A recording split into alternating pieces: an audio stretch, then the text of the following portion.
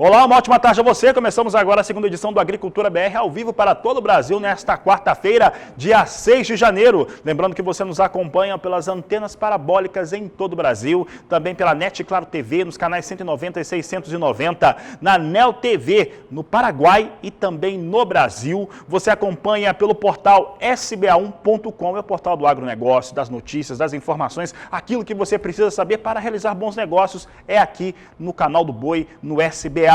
E você também, a partir deste momento, está nos acompanhando pela TV Imaculada Conceição, no estado do Mato Grosso do Sul, em sinal aberto para todo o estado. Sejam todos bem-vindos.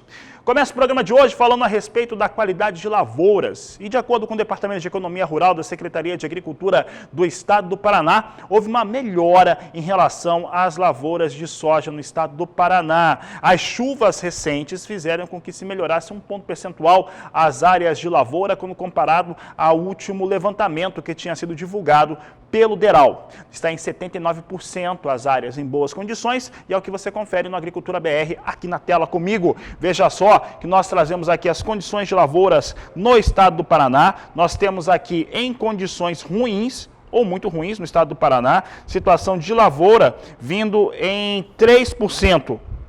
Temos também em condições médias as lavouras no estado do Paraná para a soja em 17%, de acordo com os dados que foram apresentados pelo DERAL. Temos aqui no estado do Paraná e a melhora de um ponto percentual que eu comentava, vindo para 79%, de acordo com os dados apresentados na tarde desta terça-feira pelo Departamento de Economia Rural da Secretaria de Agricultura do Paraná.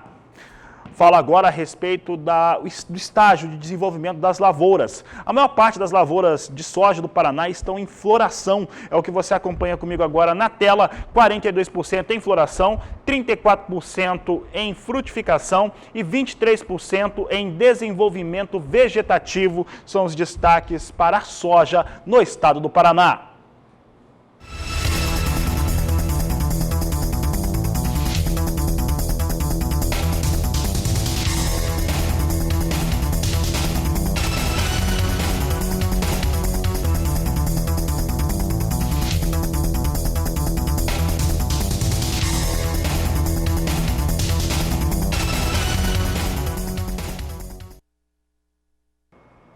E as altas com soja negociada no mercado futuro seguem lá na Bolsa de Chicago.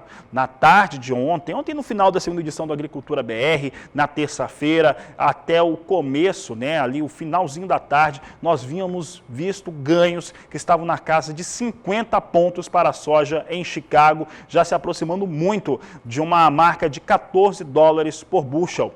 Valores como esse nós não vemos desde o ano de 2014. E por que isso tem ocorrido? Nós temos falado desde o primeiro programa do ano, desde segunda-feira, os elementos que têm sustentado o preço de soja. Ele vai desde uma melhora econômica no cenário internacional, que faz com que se tenha uma queda do dólar frente às principais moedas no mundo. O dólar nessa semana, inclusive, despencou, com exceção de Brasil, que tem uma questão interna diferenciada, mas na maior parte do mundo o dólar caindo e caindo muito. Esse elemento é importante. Os Estados Unidos, que fazem com que tenha uma precipitação, as vendas estão bem antecipadas de soja da campanha 2020-2021. A China, que com um dólar mais baixo no cenário internacional, essa semana inclusive teve o cenário da moeda chinesa frente ao dólar no patamar mais baixo desde 2012. Isso faz com que os chineses entrem mesmo no mercado comprando um volume um pouco maior, tanto fechando contratos no Brasil quanto nos Estados Unidos. E claro, a ameaça sobre a produção de soja na América do Sul. De acordo com os números, e nós trouxemos essa semana vários especialistas falando, o Hernani Klein, da Klein Agribusiness, falava de uma quebra na América do Sul. A Geosys, com Felipe Reis, trazia dados de quebra na Argentina, quebra no Brasil. A Geosys, inclusive, acredita numa produção brasileira de no máximo 128 milhões de toneladas. E a Andréa Cordeiro, ela que concedeu entrevista para nós nesta semana, acredita em perdas na América do Sul, principalmente na Argentina, Uruguai e sul do Brasil, totalizando de 12 a 14 milhões de toneladas. E é isso que você vê agora, porque isso está pesando e pesando positivamente na soja negociada em Chicago. as condições climáticas, já desde o início, né, do preparo para o plantio, elas foram um pouco adversas, elas não permitiram o melhor potencial da safra. Houve plantio e replantio, algumas situações de replantio em alguns locais do Brasil, em até quatro vezes, algumas áreas abandonadas. No Mato Grosso migraram para algodão, no Rio Grande do Sul, algumas situações muito complicadas pelo segundo ano, e sem dúvida alguma estamos muito longe do nosso potencial de expectativa de safra, né? Assim como a Argentina, assim como o Uruguai. O Paraguai tem problemas, sim, apresenta alguns bolsões, mas o Paraguai, em termos de expectativa inicial, ainda assim é o país na América do Sul que ainda apresenta uma média muito parecida com a estimativa inicial. Mas, mesmo assim, a safra sul-americana está entre 12 a 14 milhões de toneladas abaixo da expectativa inicial de produção. E isso é muito preocupante. Está aí a Andréa Cordeiro falando a respeito das preocupações climáticas, o clima pesando sobre a América do Sul. E em relação à soja e milho, nós temos ali um prejuízo um pouco maior já sobre safra de verão de milho no Santa Catarina e também Rio Grande do Sul, chamado enfesamento. Ocorre mesmo, há perdas em relação à safra de milho, há perdas também já notadas na produtividade estimada para a soja negociada e que está nos campos lá no Rio Grande do Sul, principalmente, há perdas já relevantes em relação à produção e tudo isso acaba trazendo impactos aí para os valores negociados. Soja que abriu o mercado hoje como em 2021, né? Em alta, vinha com uma alta superior a 20 pontos, agora ganha um pouco menos. Você vê que tem uma situação de sobe um pouco menos com soja negociada em Chicago, né? Tem algumas realizações que ocorrem, mesmo assim, em posição de março, ganha agora mais de 1%, vindo com 14 pontos de alta, 13 dólares 61 centes por bushel, são os negócios que eu destaco agora com soja na Bolsa norte-americana. Maio também vem com alta relevante a 13 dólares 59 centes por bushel. Temos aqui a posição de julho a 13 dólares 48 centes mais 2 por bushel. Posição de agosto vindo a 13 dólares 5 centes por bushel. É o que o Agricultura BR destaca para você no programa de hoje, mostrando soja em alta. Essa alta já foi maior no dia de hoje, mas tem aquela situação de estar sempre com elevações durante esta semana. Olha, o dólar vinha aqui no Brasil, né? Ele vinha sem um cenário um pouco melhor desenhado, dentro, se focando na economia brasileira e também sobre os Estados Unidos, principalmente sobre o Partido Democrata ganhar o Senado também por lá. E isso influenciava dólar aqui no Brasil, que vem com alta forte, 1,36% de alta a R$ 5,33 para a moeda norte-americana, é o que nós destacamos aqui com relação ao dólar no Brasil. Alta forte neste momento, e para falar dessa alta forte eu falo com Walter Puga Júnior. Puga, nessa semana nós já tivemos o dólar com quedas no mundo, né, no mundo todo, fortíssimas. Aqui no Brasil chegou a andar em campo negativo, mas não caiu. Aqui no Brasil vai se mantendo em alta. Eu estou sempre falando que são fatores ou fundamentos domésticos para manter o dólar em alta no Brasil. O que vem acontecendo nesse mercado? Boa tarde, seja bem-vindo. Boa tarde a você, boa tarde a todos. De fato, há uma preocupação com a eleição lá na Geórgia, nos Estados Unidos. Os democratas, a julgar pelas primeiras pesquisas, estariam à frente. Isso significa que pode ocorrer uma maioria democrata no Senado, que já tem uma maioria, os democratas, na Câmara dos Representantes, na Câmara equivalente à Câmara dos Deputados, e isso daria a Joe Biden, presidente dos Estados Unidos, a possibilidade de aumentar os gastos do governo em 600 bilhões de dólares, fora aqueles 900 bilhões que já foi aprovado recentemente. Resumindo, se essa quantidade de dólares entra no mercado, e há sinais de que poderia o governo Joe Biden ter essa facilidade para despejar esses recursos no mercado americano, o dólar tende a perder força mesmo frente a outras moedas. Mas aqui há outras questões, né? Aqui, enquanto se preocupa também com o avanço da Covid lá na Europa, a Alemanha, maior economia da Europa, prorrogou as restrições rígidas, né, no combate à doença até o final do mês, lockdown no Reino Unido. Aqui há um outro problema. Nenhuma vacina foi ainda aprovada para uso e o governo espera começar a inocular alguns grupos, né, de pessoas, né, com vacinas importadas até o final do mês. Aliás, bem atrás do que já ocorre na Argentina, que já começou a vacinação, e no Chile também. Bom, apesar das preocupações em relação à pandemia, o índice do dólar para uma cesta de pares mais fortes, né, ela caía 0,20%. Então, o dólar tende mesmo a uma baixa. Não é o que acontece aqui, porque há atraso em relação à vacinação e isso já começa a preocupar os investidores em todo o mercado internacional. Para evitar uma alta mais acentuada, neste momento a 5,32 mais 74, lembrando que o dólar se aproximou hoje de 5,36, foi a 5,35 mais 94, neste momento sobe aproximadamente 1,04%, passa de 5,31, 5,32. Resumindo, há muita preocupação mesmo em relação às contas do governo, ao comportamento do governo federal, e isso vai influenciando o comportamento do dólar, como se sabe, né? Aqui o dólar avança, enquanto em outras regiões do mundo o dólar recua, com a expectativa de recuar mesmo. Agora, o que acontece também no mercado é uma movimentação na Bolsa, né? Se esperava aí um avanço, uma chegada maior de recursos estrangeiros. Não é o que está ocorrendo. Isso ocorreu no final do ano,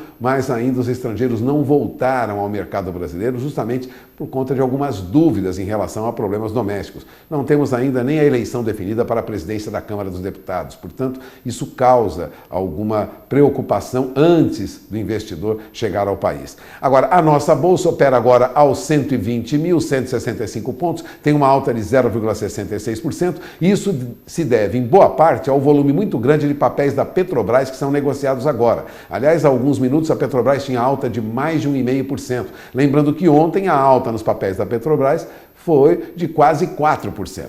Petrobras tem um grande volume de papéis negociados em bolsa, subia ontem, sobe hoje. E sobe por quê? Sobe porque o petróleo disparava no mercado internacional, passava de 54 dólares o barril, há alguns minutos operava abaixo de 54 dólares o barril, mas petróleo em alta no mercado internacional puxa também as ações da Petrobras para cima. As ações da Petrobras hoje sustentam o índice Bovespa nessa alta de 0,66% e deve fechar acima de 120 mil pontos.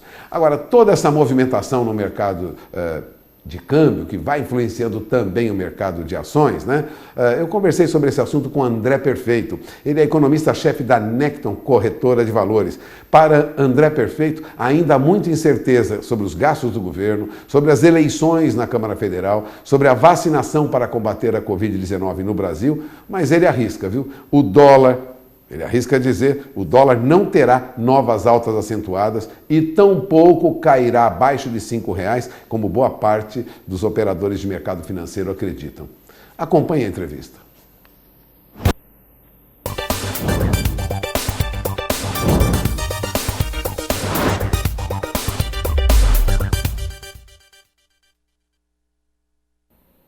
E o dólar surpreendeu hoje, passou de R$ 5,35 e quem está acompanhando nas mesas, não só de negociação, mas os números de negociação com o dólar, é André Perfeito. André Perfeito é economista-chefe da Necton Corretora de Valores, está aqui conosco. Obrigado, André, por ter aceito o convite. Vamos explicar o que está acontecendo. Se esperava o dólar abaixo de 5,25 no final do ano, isso aconteceu. Mas no início do ano, reverteu e vem numa alta acentuada. O que causa essa movimentação, essa oscilação no início do ano, André? Bem, vamos lá, né? Eu acho que no final do ano passado, né, foi incorporada uma ideia de que os estrangeiros estavam entrando, né? A gente passou ao longo de 2020 praticamente com uma saída de estrangeiros quase todo mês, né? Mas a partir de novembro, o volume dos investidores estrangeiros veio para o Bovespa, que acabou favorecendo aí uma situação melhor, né, para o índice de entrando em dólar. Um dos efeitos imaginados, esperados, é que o dólar caia, né, ou seja, tem uma demanda maior por reais o que faz o real ficar forte contra o dólar, né? Então, a gente tem visto aí, ao longo desse início de 2021, na verdade, desde 2020, né? Uma situação ainda bastante delicada, principalmente no plano, vamos dizer assim, político, né? A gente tem visto aí uma situação onde a discussão a respeito da presidência da Câmara e do Senado ganha uma relevância muito grande, o que gera um certo desconforto. Isso sem contar todas as vidas e vindas a respeito do que vai acontecer com 2021 com a Covid, né?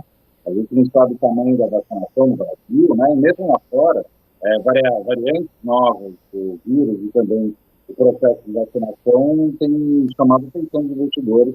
Talvez não seja tão rápido nem tão simples que nem está pensando.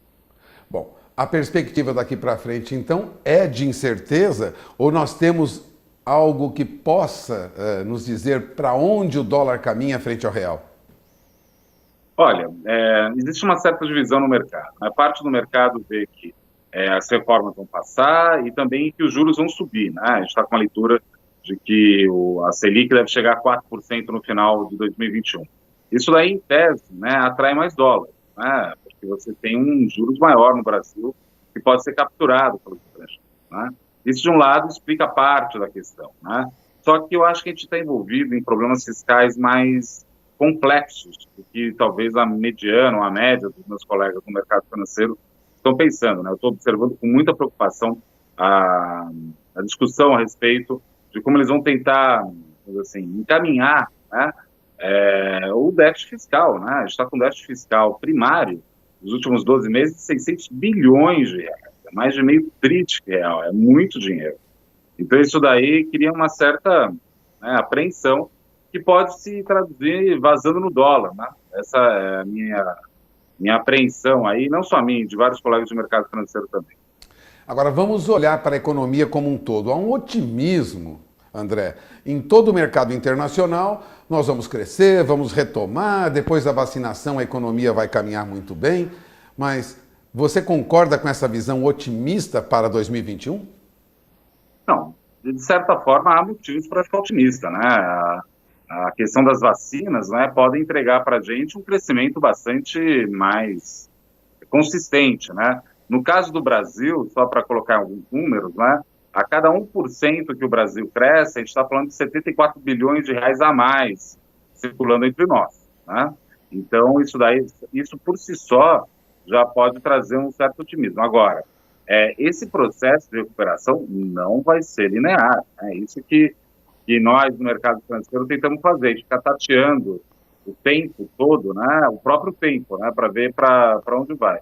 Sim, há motivo de ficar otimista. Agora, no caso do Brasil, insisto nisso, a gente está num momento onde a gente precisa que o presidente da República tome algumas decisões difíceis, né, tanto se quiser ou não quiser incentivar a economia, não tem problema, mas ele vai ter que chamar para si essa responsabilidade a respeito do que ele pretende fazer, né? E é isso que, de novo, eu e minha equipe de análise, né, estamos ficando atento, né? Ele realmente vai acabar com o auxílio emergencial, sim ou não? Ele vai aumentar impostos, sim ou não? O que ele vai fazer, né? E a decisão sobre a eleição da Câmara e do Senado tem também aí um componente de 2022 já, né? A gente já começou a campanha presidencial, né? O Rodrigo Maia, junto com os partidos de centro e da esquerda, né, estão tentando se cacifar para pegar o lugar do presidente, para disputar em 2022, disputar com o presidente Bolsonaro e ver aí, né, quem consegue oferecer o melhor plano, né? Então tem essas questões também que estão no radar, sem dúvida nenhuma, do investidor em 2020. Bom, você acaba de ouvir André Perfeito. Eu vou arriscar uma pergunta difícil agora, porque falar de câmbio, né, dizer para onde vai o dólar. O dólar deve caminhar ainda nessa faixa de 5,30, 5,40 ou você vê possibilidade de um recuo a curto e médio prazo? Olha, né, tem aquela piada, né, que Deus inventou o câmbio para deixar os economistas humildes, né, porque a gente sempre erra a posição de câmbio. Mas, assim, eu acho, né, que a tendência vai ser o dólar um pouco mais pressionado ao longo de 2021. Apesar da maioria dos colegas, nós dos economistas, acreditar que não, pode cair. Por que eles estão falando que vai cair? A gente vai ter uma situação de juros mais altos. 2, a gente vai ter um mundo que está crescendo mais. 3, tem commodities para cima. Isso tudo é verdade, mas o que me chama a atenção, e talvez possa contribuir aqui para a discussão no início, né, é que as questões fiscais, e principalmente políticas, me chamam a atenção. Então, isso daí tem me deixado um pouco mais cauteloso a respeito do dólar. Mas vai notar que ninguém está falando de R$6, né? Estamos falando de um termo um pouco mais alto, mas também não é que vai explodir, nada indica que deve ter uma explosão muito forte da moeda norte-americana. Bom, eu agradeço mais uma vez a entrevista do André Perfeito, ele é economista-chefe da Necton, Walter Puga Júnior, de São Paulo, para o SBA. A frase usada que o câmbio foi inventado para deixar o economista mais humilde é uma realidade. É muito difícil prever câmbio. Nós vivemos um momento agora, você viu a explicação do André Perfeito, no qual o câmbio, o dólar recua no mundo todo. No Brasil, as questões internas domésticas fazem com que o dólar esteja em alta. Isso pode mudar a qualquer momento, então isso torna o ambiente um pouco menos previsível do que poderia ser. Falar em dólar, um dos elementos que acaba emprestando muito do dólar e dando suporte a ele são os negócios de exportação, principalmente soja negociada no porto, e é o que eu destaco agora. Eu tenho soja no porto em alta no dia de hoje, agora temos os valores de referência em Santos e Paranaguá iguais a R$ 164,00 a saca de 60 quilos, com entrega no mês de janeiro, é o que a Agricultura BR destaca para você. A Agricultura BR que vai para o intervalo comercial e daqui a pouco vai falar sobre as perspectivas para a pecuária de corte no ano de 2021. Para falar a respeito deste assunto, eu vou receber meu colega João Pedro Curti Dias e daqui a pouco a gente vai bater um papo ao vivo aqui nos estúdios do Agricultura BR, que volta já. Agricultura BR de volta e agora para falar sobre pecuária de corte e as perspectivas para o ano de 2021. Para falar a respeito deste tema, o que podemos esperar, viemos de uma movimentação bastante elevada no final do ano de 2020, onde as perspectivas de alta se confirmaram, elas acabaram não se mantendo por um tempo tão elevado. Tivemos a indústria compradora saindo de mercado para pressionar preços, mas também tivemos o pecuarista saindo do mercado para não vender a um preço mais baixo. Para falar o que podemos esperar desse ano de 2021, porque os atores ou colocando aí os segmentos, eles continuam nas suas atuações, eu recebo aqui João Pedro Curti Dias, consultor de agronegócios do Canal do Boi, nosso convidado nesta tarde de quarta-feira. João Pedro, obrigado pela participação. João Pedro, temos aí um ano de 2021 no qual tem grandes desafios. Esses desafios passam pelo câmbio, dólar é sempre uma questão importante para se observar em qualquer mercado agropecuário. Temos aí as questões de custos de produção que não vão cair. Inclusive, eles podem até ficarem mais altos, e esse é um assunto aqui da nossa entrevista. Temos uma demanda mantida e crescente e temos uma preocupação com a demanda interna brasileira, principalmente no primeiro semestre. O que você tem enxergado para 2021? Boa tarde. Boa tarde a todos vocês. Vamos olhar um pouquinho no passado. Em 2017, o bezerro de Mato Grosso do Sul, no primeiro semestre, chegou a ser vendido a R$900. Aquela operação carne fraca, etc. Chegou um momento que não tinha preço no boi, Houve uma recuperação no segundo semestre. 2018, greve dos caminhoneiros, problemas também, parou, deu uma atrapalhada no processo. Nesse período houve um aumento no abate de fêmeas, porque quando você fala em abate, quando você olha os dados do IBGE mostra só dados que são aqueles com inspeção municipal, estadual e federal. Aí você tem um percentual de 37%, 38% de fêmea. Mas quando você olha a diferença que tem entre o abate com fiscalização e o abate total do Brasil, você vê um número muito grande. E esse número muito grande, normalmente, na sua grande maioria, é fêmea. Então, iniciou-se uma retenção de fêmeas em 2019. O preço começou a reagir no segundo semestre do boi, subiu muito rapidamente, em função da entrada da China comprando pesado no mercado, e a China tinha habilitado mais 24 frigoríficos, então estava com 37 frigoríficos, quase todo o Brasil pecuário havia demanda, carne, condições de exportar para o mercado chinês. Você teve um câmbio que disparou, nós estávamos em 13,70, 13,80, uma hora para outra foi para 4,10, 5. O ano passado chegou a 5,70, hoje nós estamos achando que ia cair, já está voltando para os 5,30. Ou seja, câmbio foi um grande, ajudou muito essa questão. O Brasil, historicamente, tinha 20% do mercado externo da carne bovina, 80% do mercado interno. Hoje nós estamos falando em 30% exportação, 70% do mercado interno. Então, você olha, o preço da reposição, desde o do último trimestre de 2019, ele não parou de subir, sempre subindo. Por quê? Porque não tem bezerro. A demanda por bezerro é muito grande e a oferta não acompanhou. João, eu vou fazer duas observações aqui, uma relacionada a dólar. E aí é o que nós temos no cenário internacional e a questão Brasil. O Brasil é como se fosse um mundo à parte quando falamos de fatores econômicos. Aqui tem algumas coisas a serem resolvidas, mas o dólar tem caído no mundo todo. Essa é uma tendência. No Brasil, o dólar não só se mantém, como está em elevação. Agora há pouco trouxe o dólar a 5,32, 5,33 neste momento negociado no Brasil, com alta de mais de 1% no dia de hoje. É uma situação que muda a qualquer momento. O André Perfeito falou no programa de hoje que a tendência é o dólar ficar mais baixo do que no ano passado. Mas é sempre muito complicado falar de dólar e o dólar impacta diretamente quando vendemos, quando exportamos carne, principalmente para essa indústria frigorífica exportadora. Não, e você não é só isso, ele afeta também o custo de produção. Porque no momento que você tem os dois principais produtos em termos de a produção de carne, carne branca, por exemplo, ou suíno e aves, o milho e o farelo de soja. Os dois estão umbilicalmente ligados ao mercado internacional e ao mercado de câmbio. Quando você olha a pecuária, nós aqui no canal sempre estamos mostrando o GPB, os dados do grupo de pecuaristas que acumula preço. Nos últimos 2 meses, a maior parte, 90% dos animais que foram para o abate, lógico, não quer dizer que seja Brasil todo, mas é algo significativo. 90% dos animais que foram para o abate, animais que foram suplementados. De animais de pasto somente, 7, 8%. Então, você vê cada vez mais o produtor tendo uma necessidade de ter suplemento. Você pega um ano ruim de clima hoje, como pegamos nos últimos meses no Centro-Oeste brasileiro, que é o grande polo de criação, Mato Grosso do Sul, Goiás, sofreu com seca. Nós estamos agora em janeiro, você não vê pasto, não vê uma oferta de pasto. Por essa razão que o preço, inclusive, reagiu agora, por falta de oferta de gado. Não é questão só de demanda, é a oferta, não tem animais prontos para abate. Você não tem confinamento, já foi embora o confinamento todo.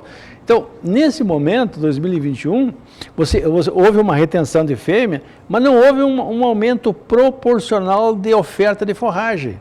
E essa questão do aumento da forragem, João Pedro, e a gente pode falar um pouco a respeito da retenção de fêmeas. Essa retenção de fêmeas começa em 2019, final do ano de 2019. Segundo semestre. Vamos acreditar que isso vai ter um choque lá em 2022, não é agora, mas em 2022 nós vamos ter impacto aí sim de retenção de fêmeas. E estamos vendo, e eu conversei com alguns representantes de empresas de sementes, dizendo o seguinte, eles estão dizendo o seguinte, que o pecuarista não tem feito as aquisições como costuma fazer para repor pasto, para formar pasto. Durante o período de férias eu andei pelo Mato Grosso do Sul um pouco e eu vi o seguinte, pasto rapado.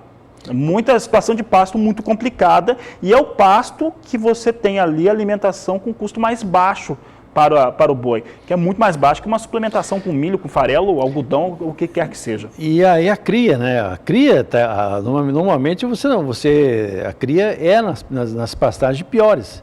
Então, você retém fêmea, você já não tem pasto para o gado, porque o gado normal seu retém, complica mais o processo. Então, e você olha o seguinte, poucos pecuaristas encaram o pasto como uma atividade que você tem que estar repondo. O produtor de soja, de milho, ele nem pensa em plantar, se não pensa em qualquer um dos grãos, se não botar adubo.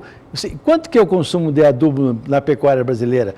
Média é um negócio meio complicado, mas vamos falar desse número, 5 quilos por hectare ano. É muito pouco.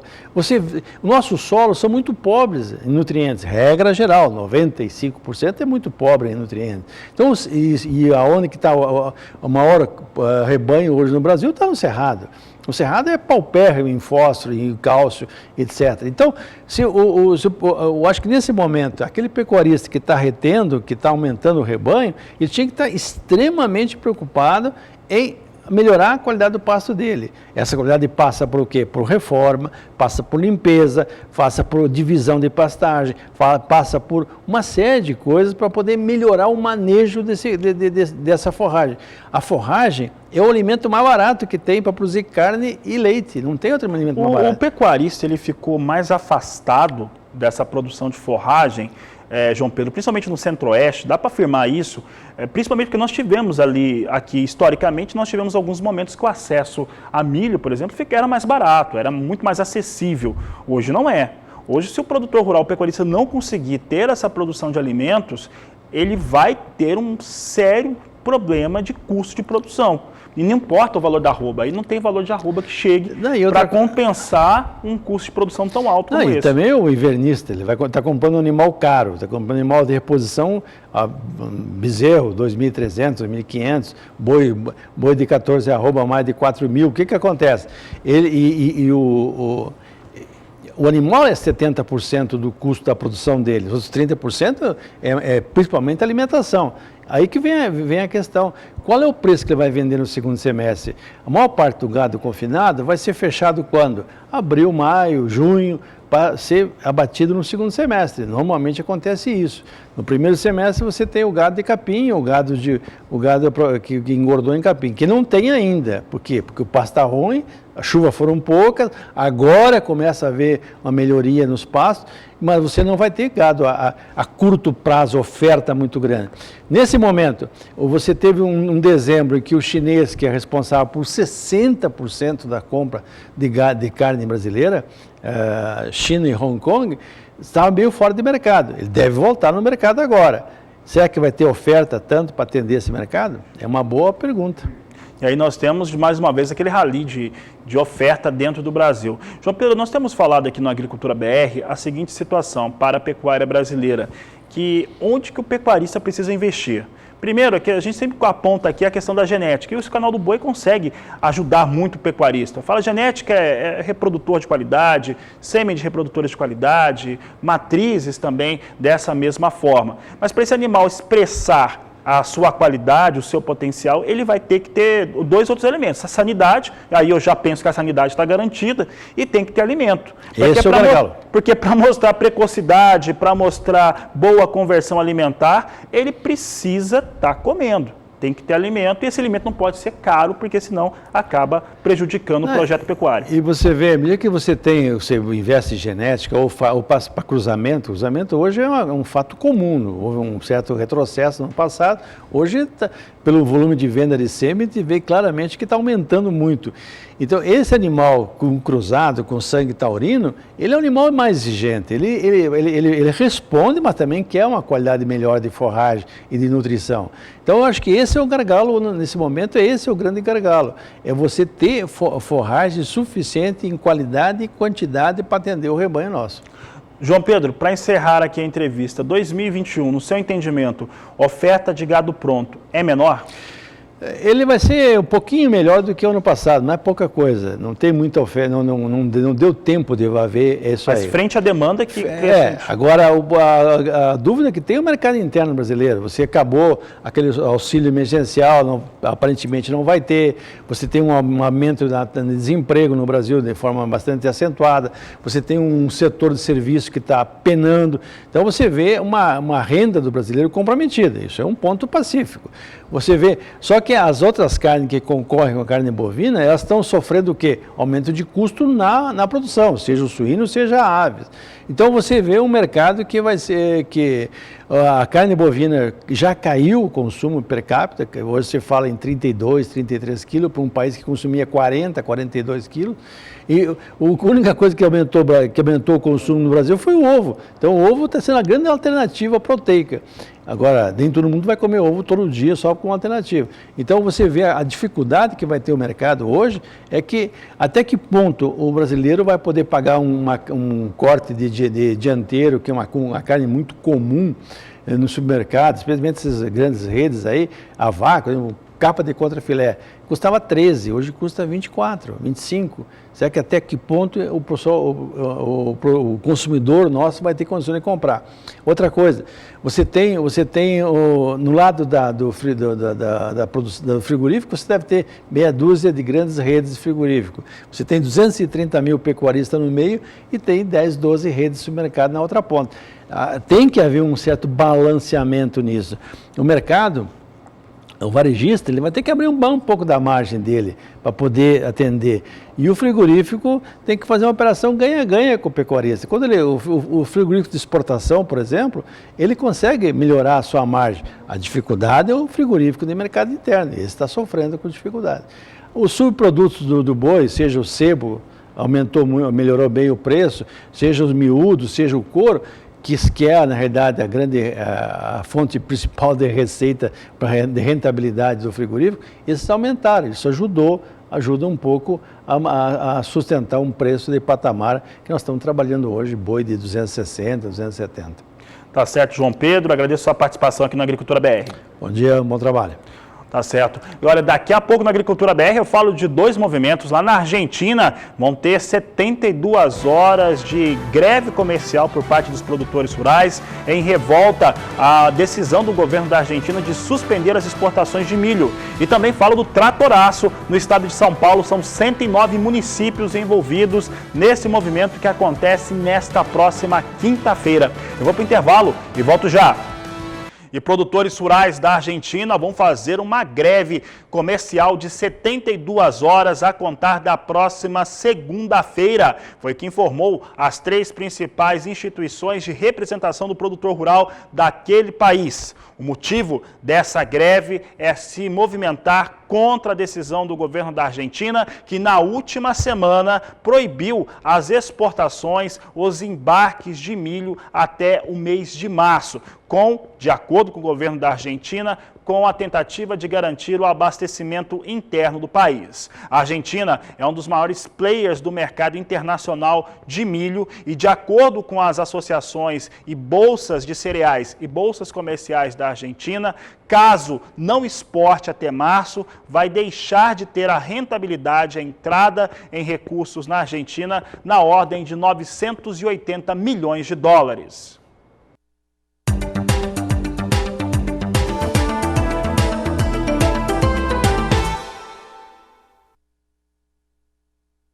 E na tarde desta última terça-feira, o Departamento de Economia Rural da Secretaria de Agricultura do Estado do Paraná divulgou os números atualizados para todas as culturas. No caso do milho, o DERAL aponta para 79% das lavouras em boas condições. Vamos ver na tela como é que vem o milho de primeira safra lá no Paraná. Você vê aqui 79% em boas condições, como eu disse, 16% em condições médias, 5% em condições ruins, de acordo com o DERAL.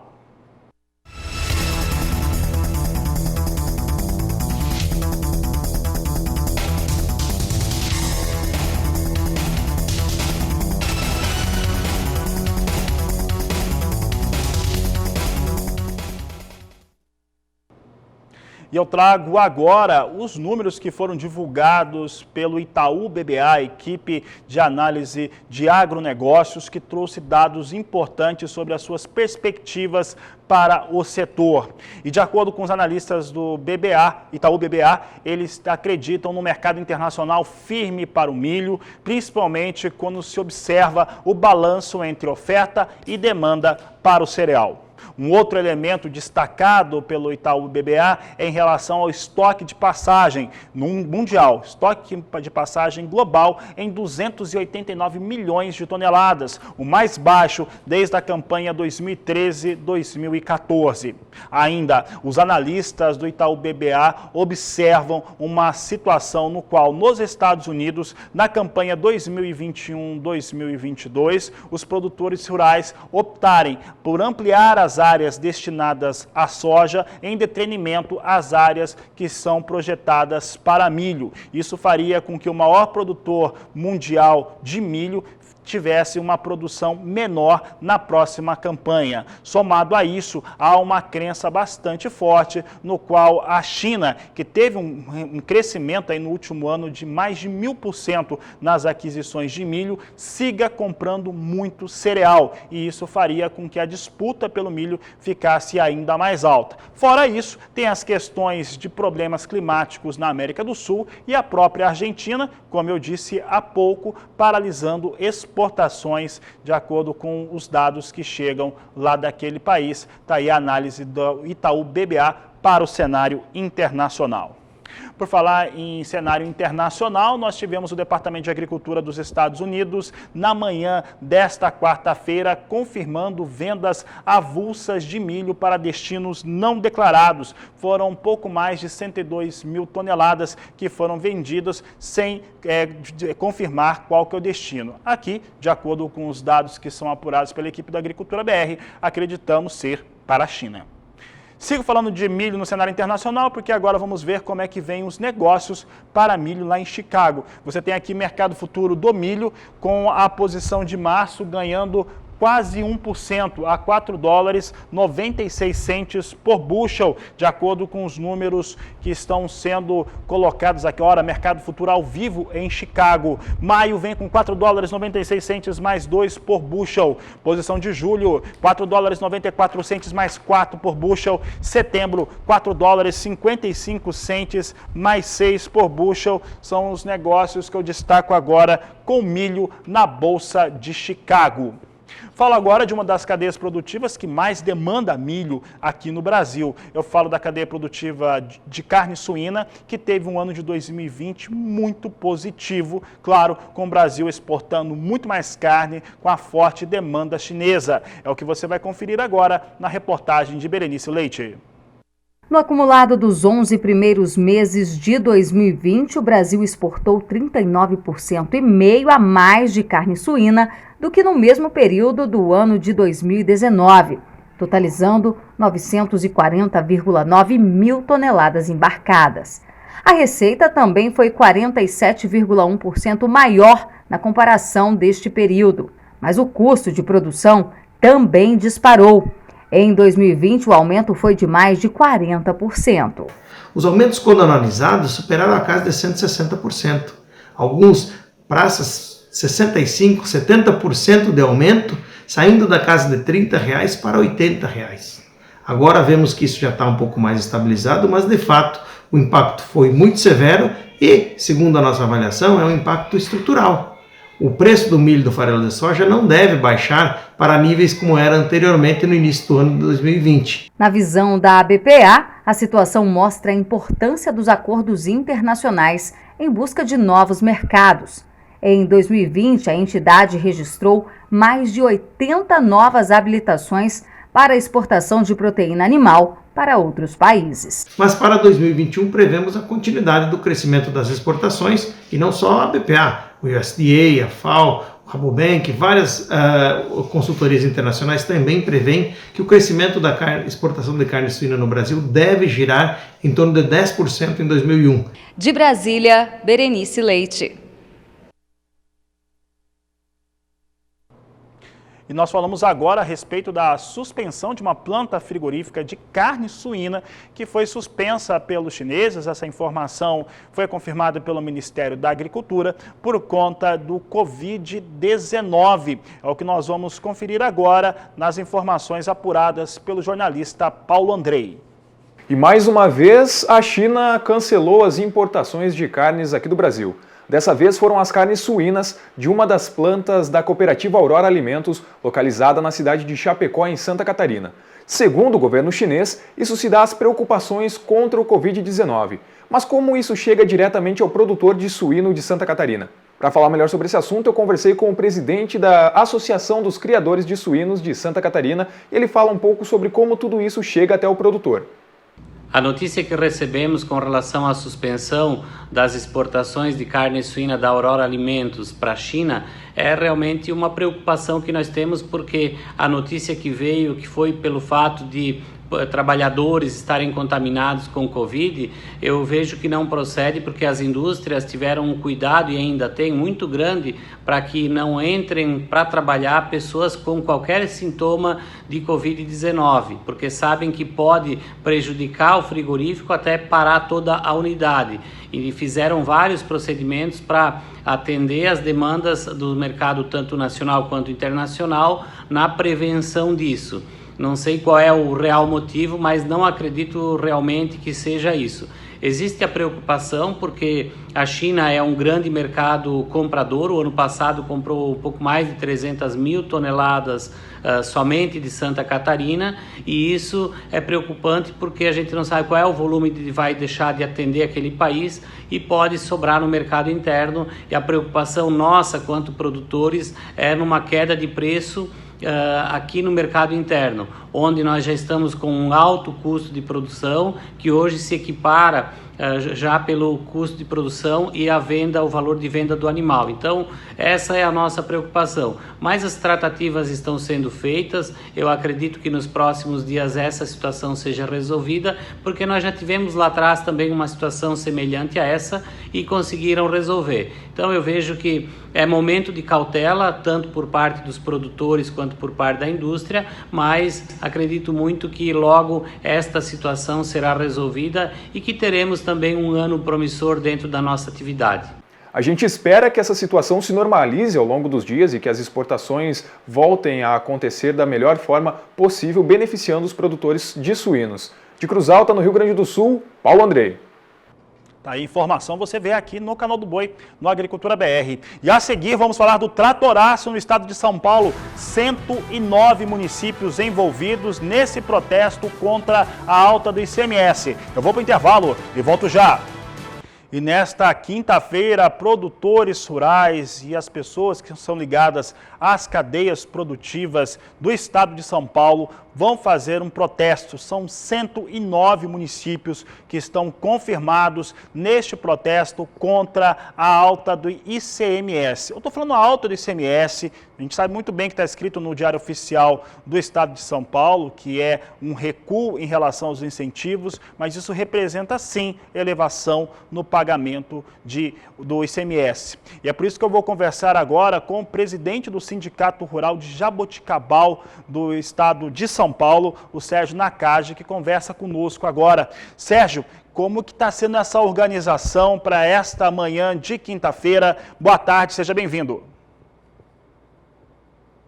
Boa tarde a todos do Canal do Boi. Obrigado pela oportunidade de estar falando um pouquinho dessa nossa mobilização, desse nosso manifesto aí, que os produtores aqui de Jaboticabal, eu falando aqui em nome do Sindicato Rural, a Coplana, a Cooperativa de Crédito, a Associação Comercial, a Socicana, Associação dos Produtores de Cana, aqui de Guaribe região, nós estamos nos reunindo para fazer uma mobilização, um manifesto com o intuito de reverter, né, esta alíquota, né, essa majoração desta alíquota de 4,14, que vai impactar e muito na vida nossa aqui do setor produtivo, de todos os produtores, grandes, médio, pequeno, e que isso vai cascatear para toda a população, né? Depois que essa lei, desse projeto de lei virou lei em 15 de outubro de 2020,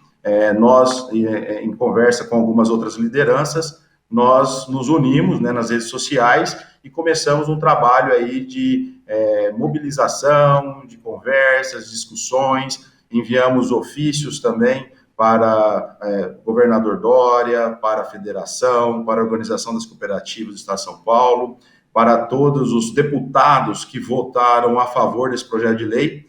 E a gente vem aqui num momento triste, né, porque essa lei já passou, né, na LESP, na Assembleia Legislativa, da qual a base não foi consultada, a base de produtores, sindicatos, associações e cooperativas não foram consultadas, e agora nós estamos com esse imposto aí, que começa a vigorar agora em janeiro. Tá certo, Sérgio. Sérgio, nós tivemos o governo do estado de São Paulo, nesta terça-feira, fazendo um anúncio de que vai pensar mais uma semana. Mas nós sabemos muito bem que o prazo até o dia 14, depois tem aqueles 3 meses para a entrada em vigor de uma determinação, de uma lei que mexe com tributos. É isso mesmo, Sérgio? Fabiano, tem um lado jurídico disso tudo, que é o seguinte: depois da lei, né, ser homologada, ela tem 90 dias para entrar em vigor. Só que estava tendo uma confusão aí na comunicação entre o fisco, né, e o vigor da lei aí de estar a partir do dia 14 vigorando. Então, o que ocorre também é que eles têm um prazinho aí que cabe recurso também na parte jurídica, de que eles estão agindo fora do prazo, vamos dizer assim. Então, essa uma semana já é um tempo que eles têm aí por direito, vamos dizer assim, e que eles estão, isso é sinal, né, que essa mobilização, esse nosso manifesto, vamos dizer assim, esse bombardeio que nós estamos vendo aí com as lives, nas redes sociais, com toda a população apoiando o nosso movimento, que é o mais importante, né? Hoje, esse impacto vai vir para o setor produtivo, para as indústrias, para o comércio, para o varejo, e vai chegar isso nas gôndolas dos supermercados. A população já perdeu o benefício, perdeu não, né? Terminou o benefício em dezembro, né, de 2020, que tinha do governo federal, e o poder de compra de toda a população vai diminuir. Claro que os preços já vinham de uma forma altista, em função do câmbio alto, em função das nossas exportações aquecidas, e isso já vinha impactando. Agora, com esse imposto, vai acabar com boa parte da população que não tem condição de comprar alimento. A preocupação nossa, então, não é só nossa, nós como produtores também somos consumidores, nós fazemos parte da população dentro do setor produtivo. Tá certo, Sérgio. Sérgio, em relação a como que vai ser a organização aí em Jaboticabal, nós temos aí pelo menos 109 municípios que vão participar desse protesto na manhã desta quinta-feira no estado de São Paulo. É um tratoraço, tem tratores, tem máquinas, tem picapes também, tem carros que vão estar participando desse protesto. Onde que vai acontecer em Jaboticabal a manifestação? Jaboticabal, nós temos um grupo, né, no WhatsApp já com mais de 110 máquinas, fora os veículos que estarão participando também, junto com tratores, caminhões.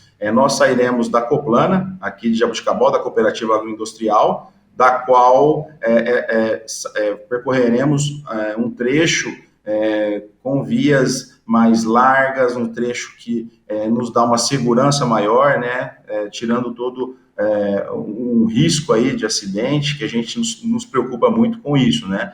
Claro, mantendo sempre os protocolos aí do Covid, aí de prevenção, usando máscara, não nos aglomerando, evitando aí manter um distanciamento mais seguro também, né, claro. E a gente amanhã, cedo, às 7 horas, nós já estaremos aqui em Jaboticabal, partindo da Coplana, seguindo um trecho aí de um tempo de em torno de 1h30, 2 horas, e retornando à cooperativa. Sérgio Nakaji, obrigado pela participação aqui no Agricultura BR, aqui no Canal do Boi. Eu tenho feito questão de falar sobre esse assunto, sobre o tratoraço, trazer as lideranças que nos diversos municípios do estado de São Paulo estão organizando. Inclusive, você que participar, manda o seu vídeo aqui para o Agricultura BR, o pessoal vai colocar os contatos na tela. E eu quero trazer agora também a participação do João Henrique Freitas. O João Henrique Freitas é do Sindicato Rural de Araraquara, ele conversou também com a nossa equipe a respeito de como que está a organização do tratoraço neste município. Com o aumento do ICMS, vai impactar diretamente o produtor rural, certo?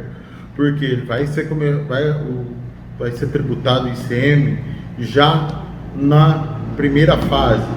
Então isso vai haver um efeito cascata, certo?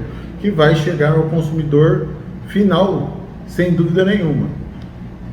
Mas começando em primeiro lugar, pagando a conta, nós produtores rurais. Essa conta não é do produtor rural. O produtor rural não parou, o produtor rural continuou produzindo, certo? Com toda essa pandemia, com tudo isso que aconteceu no ano de 2020, certo? Nós aqui do Sindicato Rural de Araraquara estamos organizando quinta-feira, dia 7, às 7 horas da manhã, em frente ao nosso sindicato, aqui na Via Expressa, um tratoraço, que a gente vai percorrer algumas ruas de Araraquara, certo? Respeitando o distanciamento, respeitando todas as leis de trânsito. Então, convoco a todos os produtores rurais de nossa região que participem, ou aqui, ou em seu sindicato, ou em sua cooperativa, onde estiver sendo feita essa movimentação, tá? Aguardo vocês, temos que ter respeito pelas pessoas que vão estar participando, certo? Então aguardo vocês, produtores rurais, aqui no Sindicato Rural ou em qualquer outro lugar que esteja acontecendo essa manifestação, que a gente mostre para o nosso governador que essa conta não é nossa e que isso daí não pode acontecer no nosso estado. Obrigado a todos.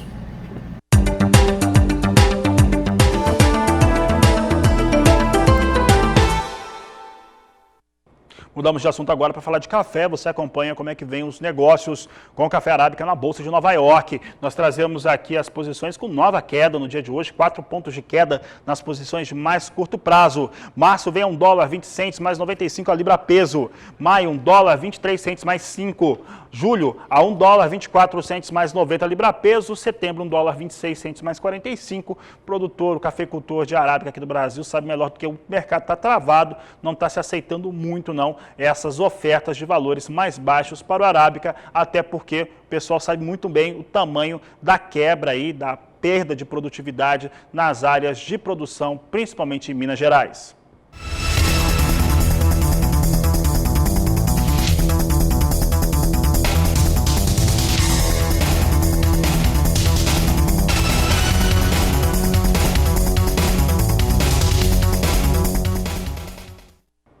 Café Robusta em Londres, agora o destaque da Agricultura BR, referência para o Conilon aqui no Brasil. Lembrando que aqui o destaque é em dólar e tonelada. Negócios para a posição de março, você vê que perde o piso de $1.400, vem para $1.361 a tonelada, recua 0,29%. Maio, $1.371 também perde o piso, vem com um valor aqui com queda de 0,21%. A mesma queda em julho para $1.384. Setembro, a única posição mantendo $1.400 a tonelada, 1.400 cravados neste momento, com estabilidade, mas com viés de queda.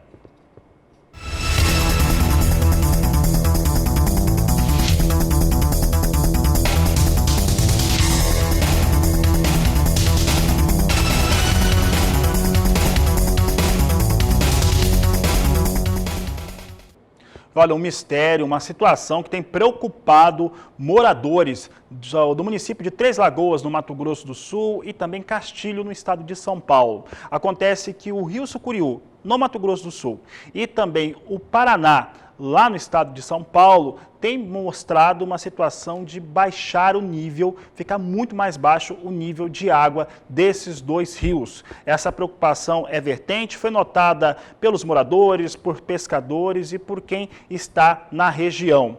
Sobre este assunto, um morador de Três Lagoas, aqui do estado de Mato Grosso do Sul, José Ricardo, enviou um vídeo mostrando a situação, como que vem acontecendo e como que a água tem baixado bastante por lá.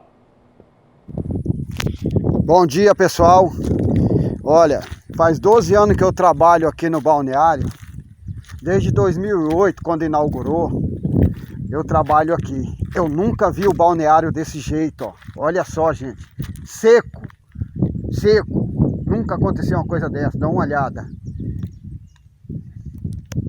Olha como é que tá, gente. Olha.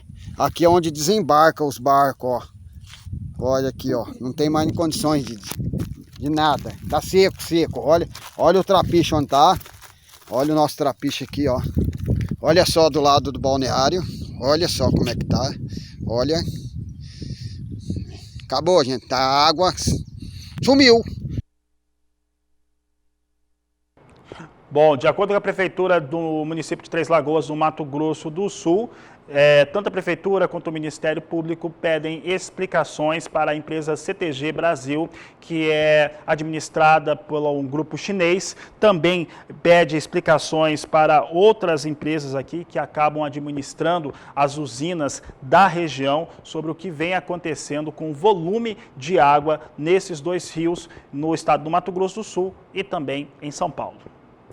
Informações finais desta edição, vamos ver como é que vem soja em Chicago agora. Eu tenho soja em Chicago com alta, você vê aqui 20 pontos no mais curto prazo, posição de março a $13,67 mais 2 o bushel, maio $13,65 mais 4, julho a 13,54, agosto a $13,08 por bushel, negócios em alta com soja em Chicago. Dólar no Brasil vinha com alta forte, nós temos aqui dólar seguindo o seu movimento de alta no Brasil, 1,52%. A R$ 5,34. Eu sempre lembro que aqui no Brasil em alta, no resto do mundo, na maior parte, em queda para a moeda norte-americana. Com essas informações, essa edição do Agricultura BR vai ficando por aqui. Mas você já sabe, eu volto logo mais às 16 horas na terceira edição do Agricultura BR no canal do Boi, ao vivo, e a gente se vê daqui a pouco.